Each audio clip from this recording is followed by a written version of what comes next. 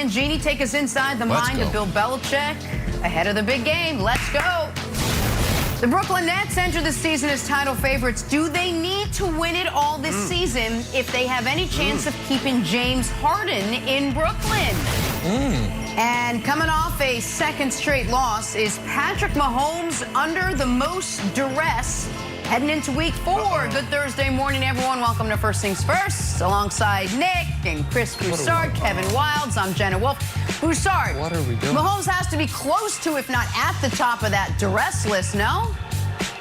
If for no other reason to annoy Nick. Shaking in his boots. That's I see Nick shaking. His boy might be on the list. Oh, boy. Right. Boy. All right. We'll get to all that. But New England is where we start this morning. The long-awaited, highly anticipated Bucks, Pats, Sunday night. Brady's return to Foxborough. A new book coming out by Seth Wickersham detailing the Patriots' dynasty during Brady and Belichick's 20-year run together and how the relationship deteriorated by the end. One excerpt said Brady wanted to have a face-to-face meeting with Belichick before officially leaving town, but Bill would not make himself available. Instead said they could just talk on the phone. Breakups are rough. Looking at you, Mike DB. Nope. Belichick was asked about that yesterday. Take a listen. No, that's not true. And I, heard a few things about, this book, and sounds like it's a lot of, second, third, and fourth hand comments. So, but I'm not going to get into that. I'm going to focus on this game and try to prepare for the Bucks. All right, Nick Wright, what was your reaction to the latest report on Brady and Belichick? Yeah, it's not surprising, but it's also shocking. And I know that sounds incongruous. When I say it's not surprising that Belichick would continue, reportedly the stance of Brady's 1 of 53. But when you step away from it, it's shocking that Belichick never wavered on that stance that Brady's 1 of 53. Because another thing that's reported in this book is that in that phone call, Bill Belichick told Tom Brady he's the greatest player the league has ever seen. So one would have thought Bill Belichick might have taken a lesson from one of his football mentors, which is when a player, Bill Parcells, that is, when a player such as that comes into your football life, you treat them differently. Bill Parcells had that with Lawrence Taylor. Bill Parcells was as much of a hard son of a gun as Bill Belichick is, and yet had different rules for Lawrence Taylor because Lawrence Taylor was so great and so transcendent, it made sense. And by the way, it didn't cause some rift in the locker room because all the other players knew, well, I'm not Lawrence Taylor, so he has special rules. Belichick would never bend like that for Tom, up to and including the very end. And because of that, it's not surprising that he only did a phone call or a FaceTime or a text rather than sitting and talking with him. But Broussard, I think that is ultimately why right now the Tampa Bay Buccaneers have one of the best quarterback tight end combos in all of football in Brady to Gronk. And the Patriots are out there trying to piece it together with Mac Jones, Jonnu Smith, and Hunter Henry because Belichick had the greatest player ever and one of the greatest tight ends ever and treated them just like QB1 and TE1 on the roster, and that eventually wore thin for these guys. Right. Well, let me first address Belichick's denial, right? He said it's not true. I don't think he was denying that he didn't meet with Brady face to face. I think he was denying the motivation, at least as alleged in the book. The book said he didn't want to meet with Brady face to face, implying that it was out of some disdain or lack of respect for Tom Brady. I think that is what Belichick was denying, that I did not meet with Tom because I don't like him or I was ticked off or whatever it may be. The schedules just were conflicting and we couldn't get together. I think that's what Belichick means. Now, look, Belichick didn't break any rules or laws by not sitting down with Tom Brady face to face. And I can, knowing Belichick and the way he's operated these 20 years, you can see that I can see how he would be like, look, you're gone. Let me move on and find who my replacement will be for Tom Brady.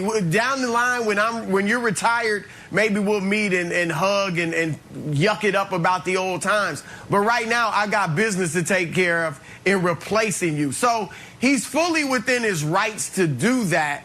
But after 20 years together, after doing what no other coach and quarterback combination, heck, no other franchise has ever done, you would think he would sit down with Brady. That's the right thing to do. All right, it's just ill-mannered not to do it. It's like if you are about to tell your spouse you want to divorce them, and you call them on the phone and tell them, rather than meeting them in person and telling them face to face. Is it wrong to do it over the phone? Not necessarily, but it's just a bit rude. You think you owe them more than that. And that's how I look at this. Now, ultimately, I think this episode just illustrates the differences in Belichick and Brady. The book by Seth Wickersham also says, Nick, that the Patriots did a study of the great winners of our generation, Tiger Woods, Michael Jordan, Kobe Bryant, and Tom Brady. And they found out that Brady was unlike the other three in that he was at his best, not when he had a chip on his shoulder, but when he was in a loving and supportive environment. So clearly Brady is about relationships, emotions, friendships, things like that. Belichick's the opposite. Belichick does not get emotionally attached to his players. So I think the differences in these two guys, Wiles, is illustrated in the way they parted ways over the phone rather than in person. Yeah, well, I think you made a lot of interesting points there, Broussard. First of all, the book is coming out in October, which I'm going to buy. I would also buy that study that Belichick commissioned about great athletes. Fascinated by it. Belichick's like, I want to learn more about these guys. The one thing that I know that you referenced, like Brady thrives in a loving environment. That seemed at odds with the fact that he always talks about being 199 and the Brady six, I think, the six quarterbacks taken, and he tears up. Like, he does have a huge chip on his shoulder, this manufactured rage I think they were talking about Tiger and Jordan having. So I don't know. I'm interested in that study if it ever gets released. Maybe Seth can put it out as an audiobook. And about Belichick's denials. Seth Wickersham, this is actually like the second huge thing he wrote about the Patriots. This is the book. But in 2018, he dropped this bombshell of an article for ESPN, the magazine, and he was largely raked over the coals for this. The Belichick said it wasn't true, while people in New England media said it wasn't true, and guess what? It was all true. Everything that is in that article was true. That Brady had issues with Belichick's bracing style, that Jimmy Garoppolo's, being in the building was an issue, so Belichick had to ship him out, and then TB12, all the TB12 stuff, Belichick wasn't down with it, and how Tom Brady was kind of forcing that into the locker room, and guys were going out TB12. That was all true.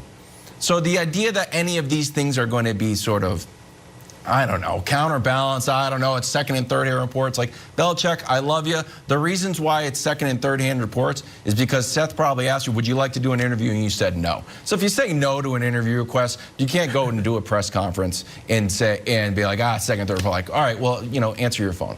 But the question I have for you, I'm going to send it to Broussard, because you sort of talked about other athletes. This is the central question that I think I am trying to unwrap on the last 20 years and what I'm looking forward to trying to figure out in this book.